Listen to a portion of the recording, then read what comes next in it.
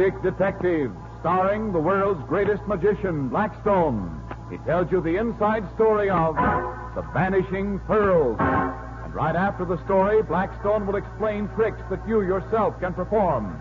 Reveal the guarded secrets of the world's greatest living magician.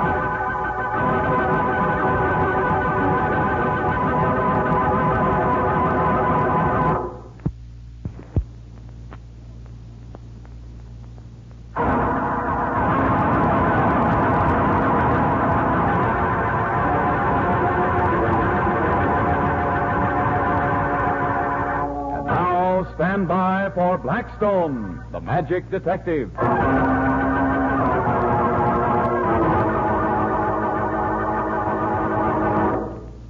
There's another one. Quick, catch it, Rhoda. Yeah, I've got it. There it goes into the bowl with the others. How many have we there, Rhoda? 4. Then I'll get a couple more. What under the sun are you doing waving that fish pole around, Blackstone? He's fishing, Don. Oh, don't give me any of that. He's standing right in the middle of the room. He's not fishing. There's nothing around him but air. You ought to know by now, Don Hancock, that Blackstone is a very unusual man. Anybody can catch fish in water. That's simple. But I catch fish out of the air. Oh, look, I've seen you do all kinds of tricks, but this is too much. Oh, I see. A doubting Thomas, huh? Catch a fish for him, Blackstone. All right. Here goes. There. I got him. Why, it's a goldfish, a live goldfish. What was I telling you? Take him, Rhoda. Put him in the bowl with the others. I've got him. There. See, Don? There are 5 fish in this bowl now, and Blackstone caught them all. Well, catch another one, Blackstone. I'm going to keep my eyes on the bowl. All right. How do you like this one, Don? Great. Got another one. And you didn't take it from the bowl either. Of course he didn't. He's doing aerial fishing. Well, how do you do it, Blackstone? No, Don. That's magic. Oh, you mean it's another of the magician's secrets that you won't explain. That's right. Well, it's quite a trick. It certainly is. Tell him about the time you used it to trap a thief, Blackstone. Well, there's a story connected with it? Yes, there is, Don. A Mrs. Fitzroy asked me to perform at a party she was giving out at her country place. Rhoda and I got there a little early so we could run through the act. And after we were through the rehearsal, we were sitting out in the patio. There was a fishing pond in the center of the court, and Rhoda was tossing bits of food into it. My, these fish are hungry. Look at the way they snap up these bits of bread. They're a rare species of carp, Rhoda, and they're kept hungry on purpose. Why? That seems sort of mean. As a matter of fact, it isn't. They're healthier when they're underfed. Oh. Admiring my carp, Miss Brent? Yes, I was, Mrs. Fitzroy. They're lovely. I'm very fond of them. They're a rare variety. I imported them. Oh. Well, who are those men over there carrying that apparatus into the house? It looks like an X-ray machine. Somebody else? Oh, no, nothing like that. They're testing my pearls. Testing your pearls? What do you mean? But a few years ago, my husband gave me a pearl necklace, and I never had it insured. Silly of me, I know, but my husband always attended to that sort of thing, and if he died shortly after giving me the pearls, I just let it slide. But what has an X-ray machine got to do with insuring the pearls? You're trying to find out if the pearls are real or cultured, isn't that it? Yes. A cultured pearl, Rhoda, is made by inserting a tiny bit of oyster shell into the oyster. The pearl forms around it. Under an X-ray machine, the bit of oyster shell will show up. Oh, and real pearls haven't got that little speck in the center. Huh? That's right. I have no idea what my husband paid for the pearls. I always assumed they were real, but the insurance company wants proof. Well, you can't blame them when you consider the difference in value. About $45,000, I believe. Ooh, that's some difference. It certainly is. Oh, Mrs. Fitzroy, we're ready now to make the test. Thank you, Benton. Miss Brent, my secretary, Benton. How do you do? How do you do? Mr. Blackstone, Miss Benton. How do you do? Glad to know you. Would you be interested in watching the test, Mr. Blackstone? Thank you very much. I'd love to. Well, let's go in, shall we?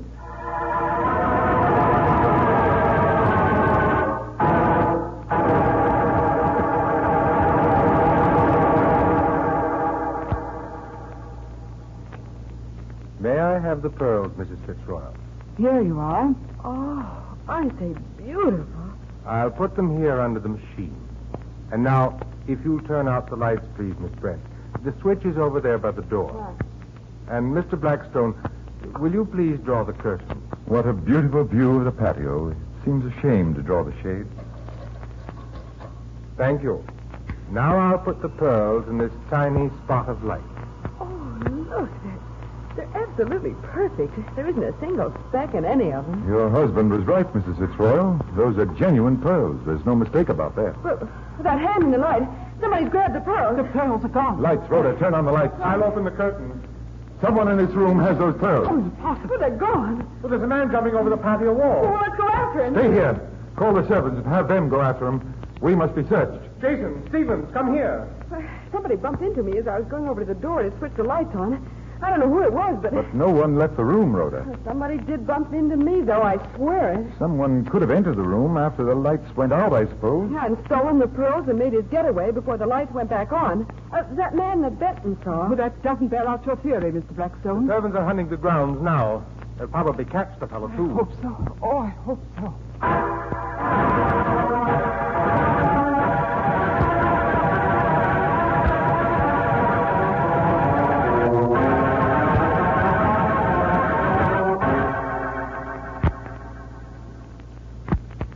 Have they caught him, Blackstone?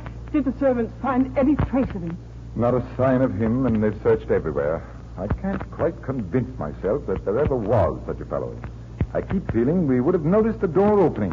But we were so intent on looking at the pearls. True.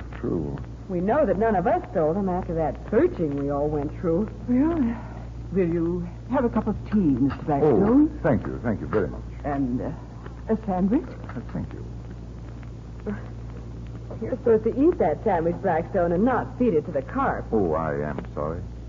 I was thinking, Rhoda, I have it. Well, what do you mean? Get me that fishing rod from my equipment. Well, what under this... Hurry. Okay, Mark. But I don't understand, Mr. Blackstone. Do you mean that you've discovered who stole my necklace? Here you are, boss. Thank you. I'm going to do a trick for you, Mrs. Fitzroy.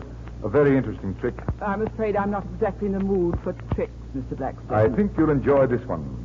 I've whirled this fish line around my head like this, and then, presto, out of the air I've hooked a magic card. Why, that's amazing. Rhoda, take this fish inside and show it to Mrs. Fitzroy under the X-ray machine.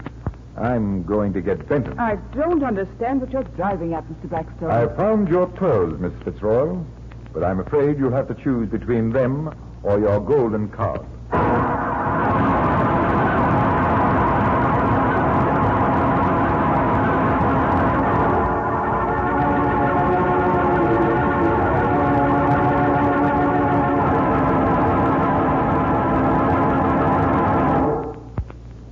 Where were Mrs. Fitzroy's pearls, Blackstone? I don't understand what you're driving at either. Well, you remember that I absent-mindedly started feeding bits of my sandwich to the cart? Yes, I remember. The cart that had been so ravenous a few minutes before wouldn't even nibble at the sandwich. They'd eaten the pearls. What do you mean? It's just that. Benton had stolen the pearls out from under the X-ray machine, broken the cord they were strung on, and tossed them into the fish pond when he drew the curtain. And the fish were so hungry that they swallowed them. And under the X-ray machine, you could see the pearls? Exactly. But why Benton? Why did you suspect him? He was the only one of us who had a chance to get rid of the pearls before we were searched. I'll be darned. But how could you be sure that the carp had swallowed the pearls? You hadn't seen one of them under the X-ray machine. That was a long shot I had to take, but it worked. You certainly did. And there wasn't any other man? No. Benton bumped into Rhoda in the dark there, so that we'd think there had been another person in the room. And he was the only one who saw the stranger. Saw him in his imagination, of course. And anyway, there was no one else who would have stolen the pearls. Mrs. Fitzroy wouldn't steal them from herself, and Blackstone and I certainly wouldn't. And so another mystery was solved by magic. Say, what's that glass of water doing there, Blackstone? Are you going to show us a trick with it? In a way, yes. But what I really need for the trick is an ice cube. Oh, here's a whole tray load. Oh, good. And a nice fat ice cube coming up. No, that's a good one. Drop it in the glass, Rhoda. There you are. Notice that the glass is very nearly full, so the ice cube is floating almost at the top. Yes, I've noticed that. Why is it? Just to make the trick easier, if it's easy at all. Now, here's a piece of string, about 8 inches long. Well, what are you going to do with it? Just this. I set the string across the glass so that the string rests on the ice cube. With the ends hanging over the sides of the glass? Yes. Now the trick is to take the end of the string and lift the ice cube right out of the glass. Well, how are you going to do that? You can't balance a cube of ice on a string. Oh, I know. Tie a loop in the string, make a lasso, and snag the ice cube. No, Rhoda. You're to leave the string just as it is. Then take the ends of it and lift the ice cube right out. Without touching the ice cube with your fingers? Yes. Study that one for a few minutes, Rhoda. If you don't get it, I'll be back to explain it. Oh, you better be back. This is impossible.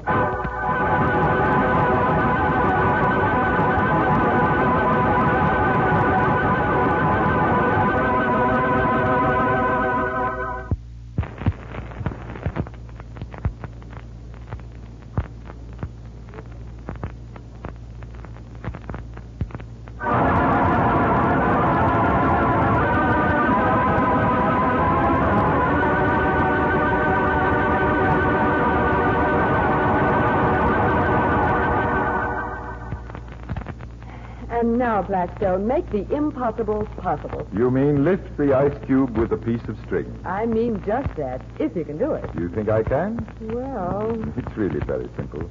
Hand me that salt shaker, Rhoda. well, what are you going to do? Switch to another trick? No, I'm just going to sprinkle some salt on top of this ice cube. Like that. Well, what has salt got to do with it? Well, it speeds the melting of the ice. Oh, yeah, I can see that. And the string begins to sink into the ice. Give it a little time. Sometimes the more the better. Well, it's working very fast this time. I'll say it is. What good does that do? Well, if you give the ice a few moments longer, it begins to harden again after the effects of the salt wears off. Oh, well, it's doing that right now. Oh, I see now. Well, what is it, Rhoda? Why, the string is freezing itself into the ice. It's just about ready now, Rhoda. I take the ends of the string, I lift them slowly, And the ice cube comes up with the string. Right out of the glass. and I put it here on the table, and the trick is done. I hope you like that trick, ladies and gentlemen. And now, until next time, this is Blackstone saying good magic and goodbye.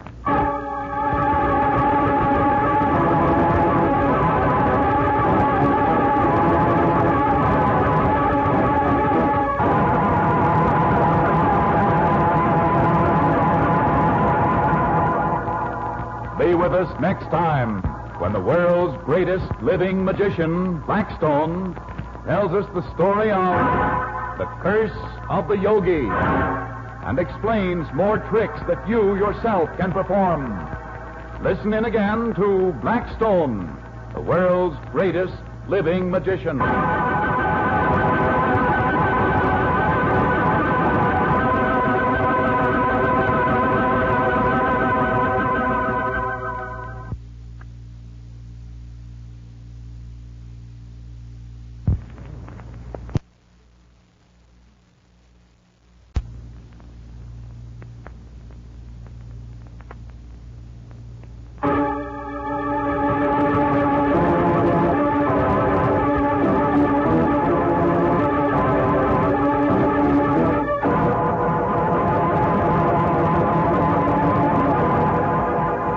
Magic Detective, starring the world's greatest magician, Blackstone.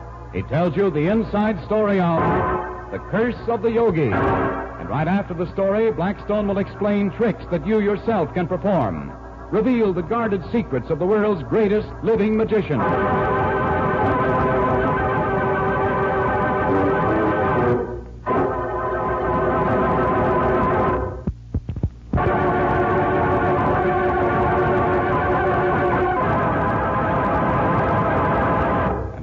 Stand by for Blackstone, the Magic Detective. Well, Blackstone, what have you been doing today? Rhoda and I have been rehearsing a new act, Don. Oh, quiet, Agmar. What was that bell? Oh, that's just Agmar. I told you to be quiet, Agmar. Can't you hear that Mr. Blackstone is busy talking to Mr. Hancock? Oh, for heaven's sake, Agmar, go away and talk to someone else. Who are you talking to? There's nobody here but me. We're talking to Agmar, the yogi. He gets very bothersome at times. Oh, now, look here. Well, there's only one thing to do, Rhoda. Call Kuthumi. Kuthumi, there's a friend of mine, Agmar the yogi, trying to talk to me. Would you be good enough to see what he wants?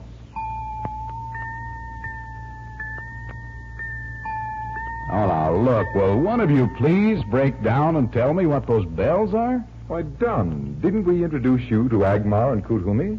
How very rude of us.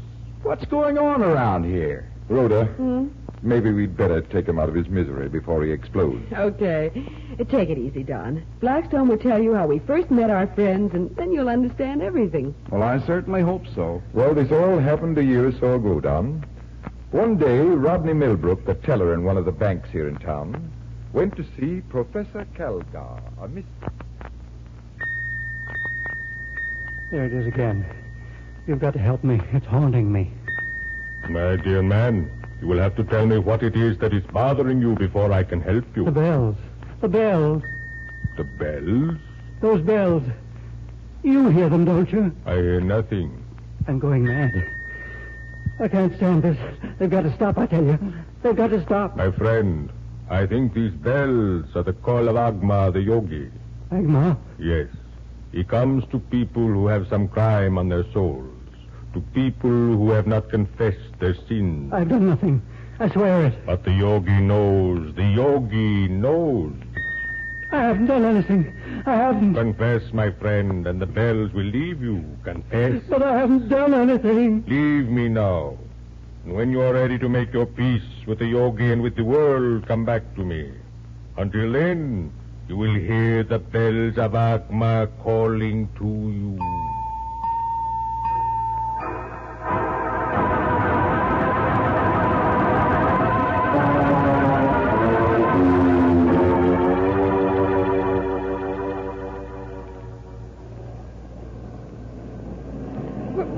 Blackstone, look at that man. He tried to jump in front of that truck. Oh, there he goes again, the crazy fool. What's he trying to do? Commit suicide? Go after him, Blackstone. He's out of his mind. I'll get him. Watch out, Blackstone. That truck! Blackstone! Rhoda, come here, please. I need you. I'm coming, Blackstone.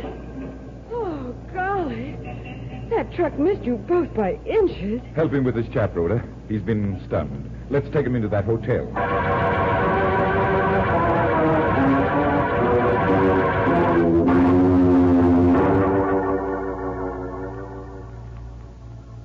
Well, my friend, you feeling better now? Yes, thank you, sir. Look here, maybe I can help you. You were trying to do away with yourself, weren't What if I was? It's my life, isn't it? Hey, that's no way to talk to a guy who just saved your life. I can't stand it anymore. Those bells ringing all the time. I can't sleep. I can't think. What bells? No, what's the use of talking? You wouldn't be able to hear them. You wouldn't believe me if I told you. Blackstone, the guy's nuts. I heard that. Maybe I am crazy. Maybe I've lost my mind. If I haven't, I will lose it soon. I can't go on listening to those bells night and day. Do you hear those bells now? I always hear them. For over a week, Wait. Do you hear anything? I don't hear a thing. Nor I. Do you?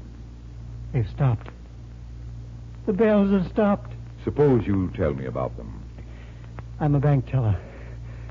I've never done anything wrong in my life. And then last week, something funny happened. What was it?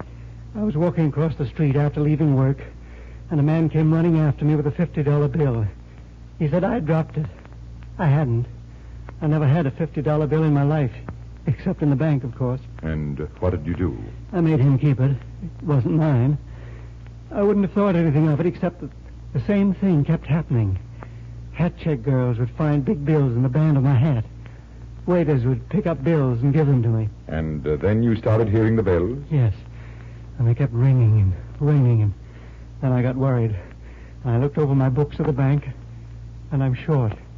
Terribly short. Are you sure you didn't just absent-mindedly pocket some of that cash? By accident, I mean? I don't know now. Maybe I did steal that money. Maybe I've lost my mind and just won't remember about it. Have you told anyone about this? Not about the money. I went to Professor Kalgar, though, about the bells. Professor Kalgar? Yes. Who sent you to him? Who is he? I told Steve Channing about the bells. He's the teller in the cage next to mine. And he sent me to Kalgar. And Kalgar told you some story about your hearing the bells because you'd committed some crime? How did you know? And he said that you'd keep on hearing them until you confessed? Yes. Yes, that's what he said. I couldn't do it. Not until I was sure that I... Now, look here. This is what I want you to do.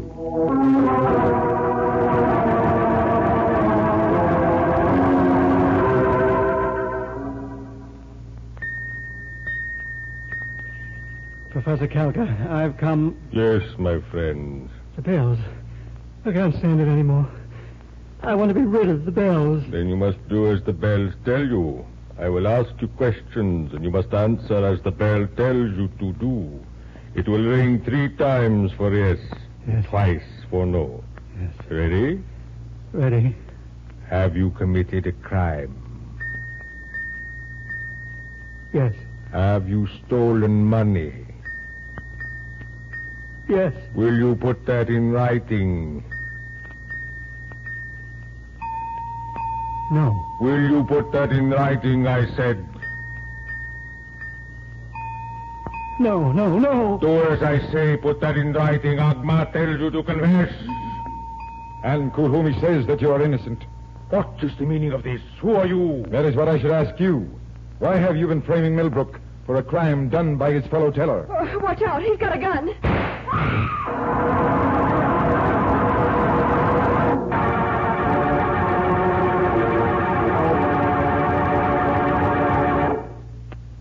Were you shot, Blackstone? No, Don, I wasn't. You see, the bell of Kulhumi saved me just as it saved Rodney Millbrook. Well, how did it save you? I had the deep-voiced bell hidden under my coat, while Rhoda had Agmar in that scarf around her neck. Calga always wore his bell in his turban. And the bell in my coat that night saved me from being killed when Calga shot at me. The bullet hit the bell instead of me. Well, there's only one thing I don't understand. How did you get into Professor Calga's room in order to save Rod? Oh, that was easy. While Rod was coming in and Calga was answering his ring at the door, Rhoda and I climbed up the fire escape and hid behind the curtains. However, I had made sure there was a fire escape. Mm-hmm. So another mystery was solved by magic. Blackstone, what's today's trick? Well, it's going to be a cigarette trick. Don, let me have that empty beverage bottle on the tray. Okay. Thank you. And here's the cigarette. I place it down in the neck of the bottle. And now, what's going to happen when I let go? Well, the cigarette will fall to the bottom of the bottle. Not if you add the good old hocus pocus. Watch. Well, I never. The cigarette is staying right in the neck of the bottle. It only dropped a few inches. It's just floating in air. Well, now I've seen everything. No, you haven't, Don. Watch what happens when I snap my fingers. Well, the cigarette is coming up. Rising right out of the bottle. Another snap, and it stops. Now, when I say pocus hocus, it goes in reverse. It's sinking into the bottle again. Down, down. Stop. And hocus pocus, up. And up it comes. Up, up. Right up to the very top. See? It's almost completely out of the bottle. Practically standing on end. It's tipping. It's going to fall. No. I caught it with my other hand. Here, Rhoda. You can examine the cigarette. Well, how about the bottle? Oh, you would be a skeptic, Don. Here's the bottle. Examine it all you want. All right, it's completely empty. Perfectly ordinary bottle. And a perfectly ordinary cigarette. How did you ever work it? Well, you think it over, Rhoda. And if you can't think it out, I'll be back to tell you.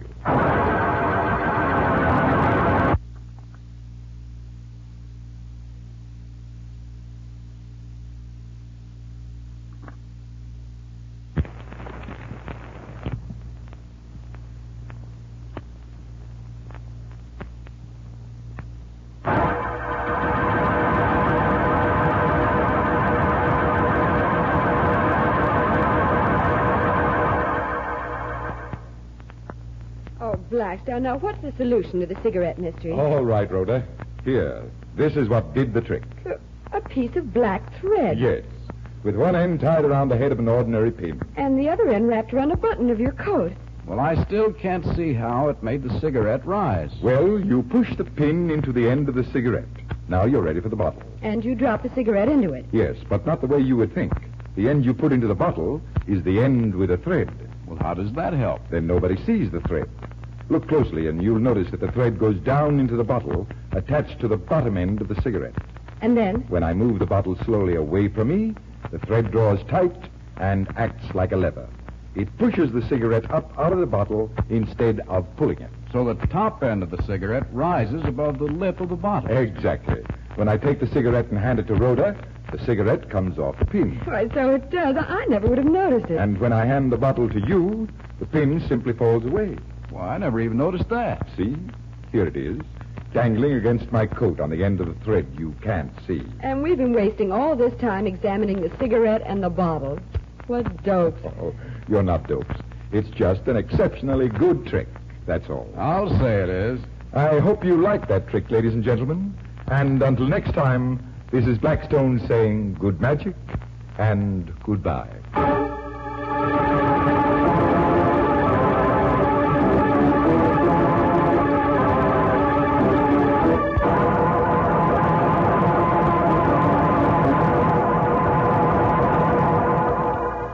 Be with us next time when the world's greatest living magician, Blackstone, tells us the story of the coin of Cleopatra and explains more tricks that you yourself can perform. Listen in again to Blackstone, the world's greatest living magician.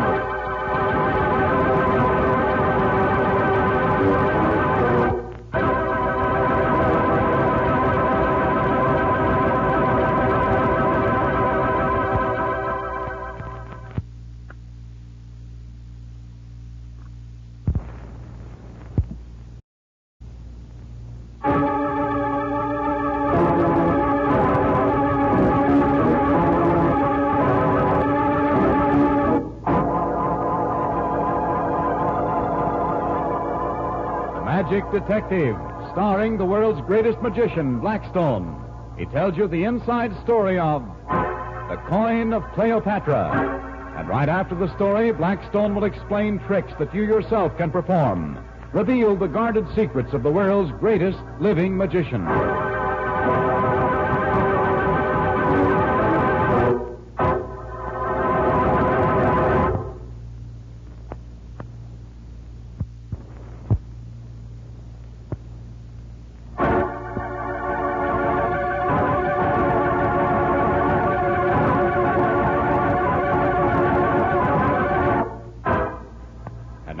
Stand by for Blackstone, the Magic Detective. What are all these medals over here in this case, Blackstone? Those? Oh, they're medals commemorating various famous magicians. Other famous magicians, you mean, don't you, Blackstone? Oh, you can relax, Rhoda. You're among friends. Remind me to raise her salary one day, Don. I'll do that, little thing, but I don't think she's worth it. Well, leave my worth out of this and talk about the medals. Now, this is one of my pets. It belonged to a magician named Max Mellini. And here's one for the great Keller. Well, whose was this? Oh, that belonged to Professor Anderson. Well, what's this one over here, the big golden? Oh, that is the famous coin of Cleopatra. You mean it really belonged to Cleopatra? Say, this should be in a museum, Blackstone. Well, not really, Don. Oh, but a coin as valuable and as old as this one shouldn't be kicking around with a lot of stuff like this. Oh, watch out, Don. Blackstone gets sore when people call his collection junk. Oh, I said stuff, not junk, Rhoda. Oh. And Blackstone knows what I mean. Of course I do, Don. Well, I guess I'd better tell you about that coin. This is quite an exciting story, Don. Well, come on, give. Rhoda and I were waiting in a reception room of the office of Reuter Van Arden, the diamond cutter. What on earth are we doing here, Blackstone? Van Arden can't want us to go through the act, can he? Well, you never can tell. Maybe all the diamond cutters are going to have a convention or something. Well, maybe. Or maybe you've just decided to bedeck me with jewels. Oh, Oh, Mr. Blackstone. yes? I'm Reuter van Arden. How do you do, sir? Won't you come in, please? Thank you. Now, if you will sit down. Now, first, I want to say thank you for coming to see me. I appreciate it. Mr. Van Arden, what did you want to see me about? I have been having troubles. Very bad troubles. Oh, I'm sorry to hear that. And I want you should help me out if you could. Well, suppose you tell me about it. Thank you. I am, as you perhaps know, a cutter of diamonds. Before those Nazis took my country, my firm was one of the largest in the world. Everyone knows of your company, Mr. Van Arden. Oh, thank you, thank you. I come to this country with the aid of my old friend Louis Burdett. I have known him for many years. He set me up here in business, and he's kind enough to become my partner. You've been doing pretty well? Oh, very well, very well. Until 2 months ago. Now there's nothing but trouble. Trouble. What sort of trouble? Thieveries. I beg your... robberies. Yes. Yes, one right after another. Diamonds, you mean? Yes, it's like magic, these robberies. That is what we call for you, Mr. Blackstone. Well, then, suppose you tell me a little more about this. Very gladly. My partner and I, we deliver the stones. And very smart, too, with a couple of $1 million at stake. He and I, we seal the stone in a box, wrap it up, and seal it up good. Then he or I, we deliver the stone. But when we arrive at our destination, there is no stone. Only the empty box, all sealed up. That does sound like magic. Well, just what is it you want me to do? Today we have a very valuable diamond to be delivered to a wealthy woman. Yes? I want you to watch while we wrap up the stone, while we seal it, and while we deliver it. I want you to make sure no one steals the stone. I'll be glad to. Oh, Louis. Come in, my friend. Louis, this is Mr. Blackstone and his assistant, Miss Brent. How do you do? They're willing to help us. I am very glad. This thing has us baffled, you know. Yes. I can imagine it might. Besides costing us a great deal of money. Yes. Well, Reiter, shall we get busy? Yes, as soon as the better, no? Well, here is the diamond. Oh, isn't it lovely? It's a very clear stone. Exceptionally beautiful. And you are going to place the diamond in this box? That's correct. I have an idea. Yes? This coin I have in my pocket is supposed to have once belonged to Cleopatra, and is supposed to bring bad luck if anyone steals the thing it is guarding. You want to put the coin in the box with the diamond? Exactly, Rhoda. I'm afraid our thief is much too clever to be scared off by superstitions, Mr. Blackstone. I'm afraid so, too. But it's worth trying, isn't it? Oh, surely one small coin will not cause harm. Let him place the coin next to the stone. Oh, very well, but I'm afraid I can't have much faith in it. Well, there it is, right next to the diamond. Now, lock the box, Van Outen. Yeah, good. Now we wrap it up in paper and tie it up good. Strong enough and tight enough, Mr. Blackstone. Yes, I think so. Now, give it to me. I'll slip it into my pocket until it's time for you and me to catch the train. Well, aren't we going to seal the package, Mr. Burdett? Oh, how stupid of me. I quite forgot. Here's the package, Mr. Blackstone. Thanks. By the way, what train are we taking? The 9:30. Oh, we've plenty of time then. You'd better seal this, Van Outen. Yeah. There the sealing wax and the match. Now, there. Yeah, there it is. All sealed up tight. Now, since we have time, why not we all go and have a small bit of refreshment? Huh? Sounds all right to me. Well, I will lead the way. Hey, Blackstone, they've left a diamond package right there on the desk. Never mind. But Blackstone... No, I said never mind. Oh, okay, you're the boss. You are following Mr. Blackstone. Coming, Van Outen.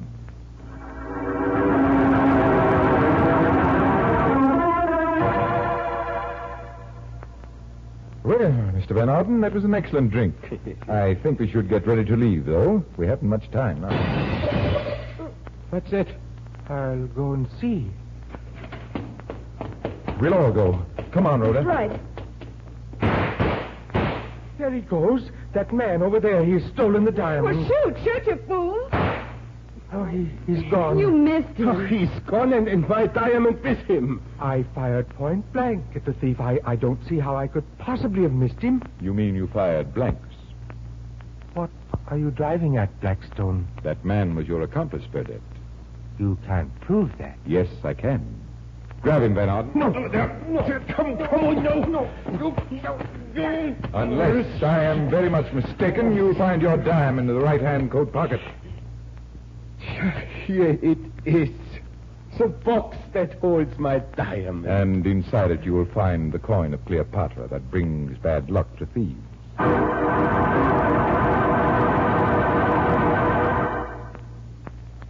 Well, there's another mystery solved by magic. But I'm darned if I can see how you did it, Blackstone. Oh, he didn't do it. It was the coin. Brought bad luck, is that it? Well, didn't it? I'll bet Mr. Burdett isn't any too pleased with his luck while he's in jail. Well, tell me, Blackstone, how did you do it? While that coin was in the package, it couldn't be switched without my knowing it. Well, why not? What did the gold coin have to do with it? Hand me the coin, Rhoda. Right. Does that sound like gold? For all of me, it does. I don't think I've ever heard of gold coin. Well, it isn't gold. It's iron. Gold-plated. Well, if that fact is supposed to clear things up, I must be dumb, because I still don't get it. Well, here, look at my watch. That isn't a watch, it's a compass. Exactly. And the coin is magnetized iron. See how the needle wavers when I hold the coin close to it? So you see, Blackstone could tell when the boxes were switched. The accomplice stole the phony box, and Burdett kept the real one in his pocket. That's why I didn't mind their leaving the box alone in the room. I knew the diamond and the coin weren't in it. Burdett was saving the diamonds to sell later and also coming in for half the insurance. And so another mystery was solved by magic. But what's the trick you're going to show us this time, Blackstone? Well, Don, I call it the magnetic matches. Oh, wait now. You aren't telling us that matches are magnetic. Some matches are. The big wooden ones with the blue head. You mean the regular kitchen matches like these here? That's oh, it. show us. Well, now all you need is a quarter. Well, here's one. Thanks. Now, let's see you magnetize some matches now. All right. Lay two matches side by side, about 4 inches apart. Right there on the table. Done. Now, Rhoda, take the coin and draw it toward you between those matches very slowly. Here goes. Slowly, slowly. Well, nothing happened. Well, what could happen, Rhoda? Well, according to Blackstone, the coin should have made those matches come together. No, I never said that. The coin should repel them, Rhoda. Make them go apart. Well, maybe I need a larger coin. Well, here's a $50, Rhoda. I'll try. Now, here goes again. I draw the coin between the matches. Slowly. No, it doesn't work. You aren't doing it carefully enough, Rhoda. No? Well, maybe you're just spoofing us. Well, just give me that coin. Now watch. I draw it between the matches slowly. Hey, look at those matches roll apart. But they really did, and so suddenly. Say, maybe it's the sulfur in the match heads. Was that what repelled them, Blackstone? No, it was just some of my magic. Magnetic magic, Rhoda. Oh, let me try it again, huh? Only if I fail, will you tell me why? It's a deal, Rhoda. Keep trying, and if the trick won't work, I'll be back to explain it.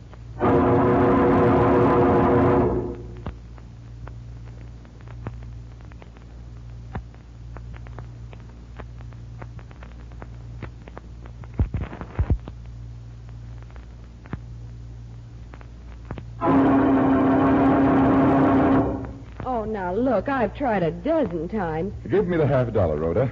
Now, remember, you've got to draw it exactly down the middle line. I know, only it didn't work. It will if you lean forward, close to the table, so your eye can follow the line. Like this.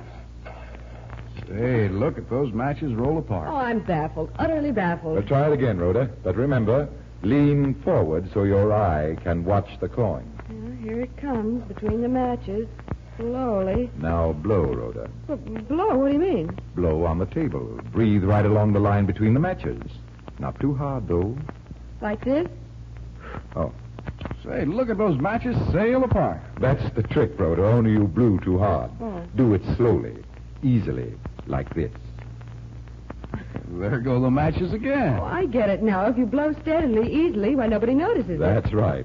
They're watching the matches, and they think you're watching the coin. Say, that's a great trick. Watch it this time. Now, I draw the coin slowly. And there go the matches. Perfect, Rhoda. You did it that time without giving it away. Just a little practice is all you need. I hope you like that trick, ladies and gentlemen. And until next time, this is Blackstone saying good magic and goodbye.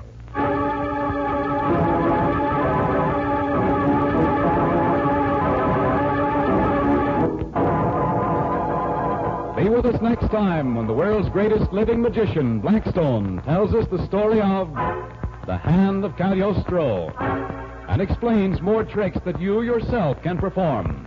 Listen in again to Blackstone, the world's greatest living magician.